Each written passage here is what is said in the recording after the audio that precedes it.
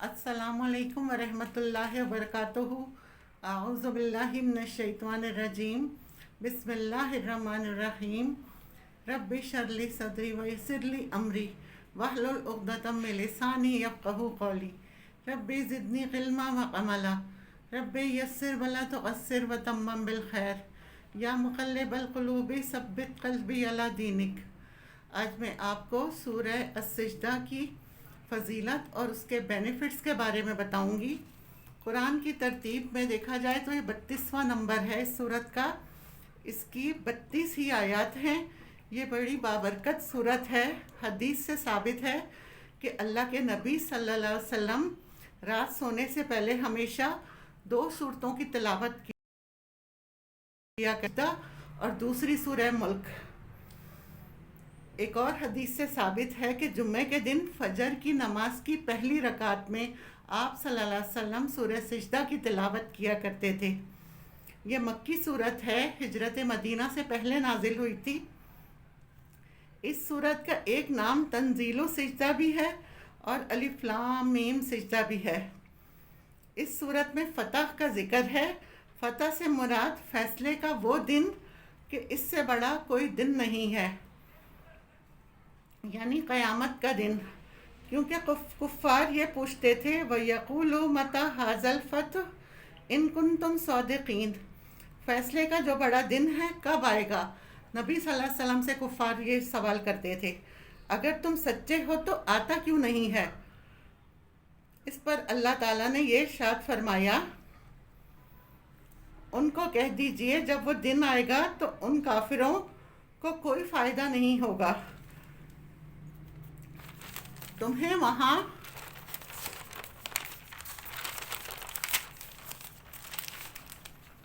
तुम्हारा ईमान तुम्हें वहाँ कोई नफ़ा नहीं देगा और फिर तुम्हें वहाँ मोहलत भी नहीं मिलेगी। फिर वक्त गुज़र चुका होगा, इसलिए अभी जल्दी न मच जाओ। जो इसका वक्त मुतय्यन है वो उसी वक्त पर आएगी। इसलिए यौमुल फ़तह फरमाया, फ़ैसले का दिन, क़यामत का दिन दुनिया में सबसे बड़ा फ़ैसले का दिन है।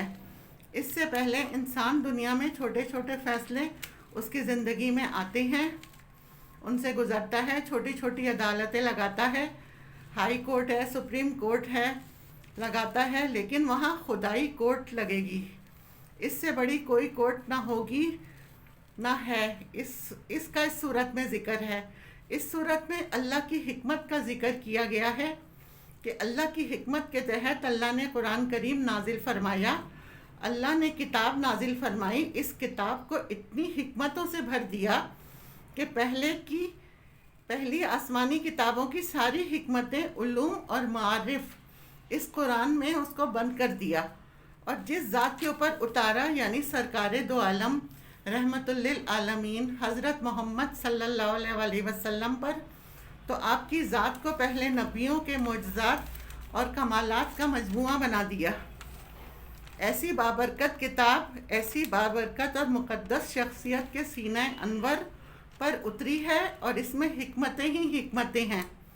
लिहाजा ये दावत दी गई कि इन हिकमतों से जितनी खुशी चीनी कर लें तो वो हिकमतें जो होंगी, यानी क़यामत का दिन, इसमें तुम्हारे लिए कामयाबी ही कामयाबी है।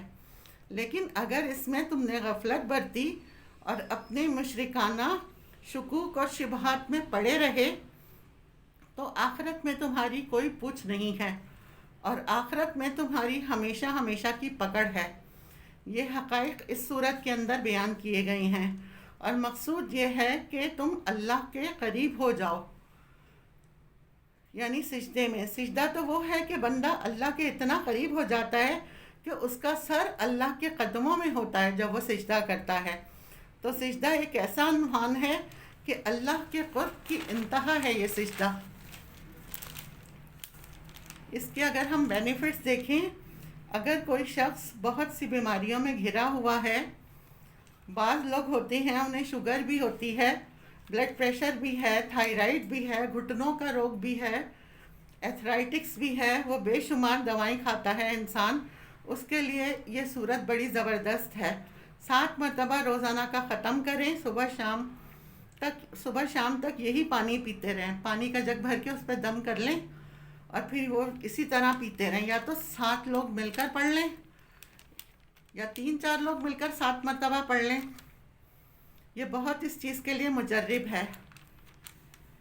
اس کے علاوہ اگر کوئی معمولی بیماری ہے اور اسے ڈر ہے کہ بڑھ نہ جائے، وہ بیچارہ بہت احتیاط کرتا ہے، جیسے ڈائبٹیز ہے، ان کے لیے ڈیلی 1 مرتبہ اس کی تلاوت کی جائے، اپنے اوپر پھونک لیں، پانی پر دم کر کے پی لیں، وہ بیماری بجائے بڑھنے کے کم ہونا شروع ہو جائے گی۔ جن بچیوں کے نصیب بندھے ہوئے ہوتے ہیں، رشتے نہیں آتے، شادی کے لیے کوئی معقول رشتہ نہیں ملتا، یہ ہر گھر کا پرابلم ہے جہاں پر بچیاں ہیں، اس کے لیے اس میں بہت زبردست تاثیر ہے۔ اس کا ایک ہی نشست میں 21 مرتبہ ختم کیا جائے۔ کچھ لوگ بیٹھ جائیں اور مل کر 21 مرتبہ اس کا ختم کر لیں، یہ صورت پڑھی جائے تو اللہ تعالیٰ اس بچی کے نصیب کھول دیتی ہیں اور اس کو بہترین رشتہ مل جاتا ہے۔ اگر ایک دفعہ میں نہ ہو تو 2 سے 3 مرتبہ اسی طرح کیا جائے، انشاءاللہ تعالیٰ اللہ پاک اس کو بہترین رشتے سے مل جائے گا۔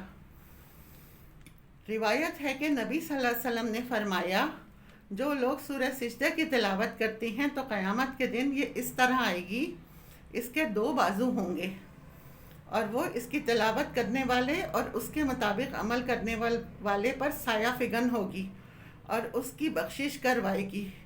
سبحان اللہ۔ یہ صورت غلبہ اور حصول عزت کے لیے بہت مفید ہے۔ اگر کوئی شخص ملازمت کرتا ہو اور اس کے افسران بالا سے سختی سے پیش آتے ہوں، اس شخص کو چاہیے کہ 7 روز تک بعد نماز فجر سورہ سجدہ کو 3 مرتبہ ڈیلی بیسس پر پڑھے۔ اللہ تعالیٰ کے فضل سے افسران بالا اس پر مہربان ہو جائیں گے۔ جس شخص کے عقائد درست نہ ہو، یعنی اس کا کچا عقیدہ ہو، تو اسے چاہیے کہ اس سورت کو روزانہ پڑھے، تو اللہ تعالیٰ اسے راہ حق پر پابند کر دیں گے اور اسے اپنے خاص بندوں میں شامل کر لیں گے۔ اللہ اکبر۔ اللہ تعالیٰ ہمارے اور آپ کے مسائل حل کرے، ہمیں اور آپ کو ثابت قدم رکھے اور عمل کرنے والا بنائے۔ آمین۔ وآخر دعوانا ان الحمد للہ رب العالمین۔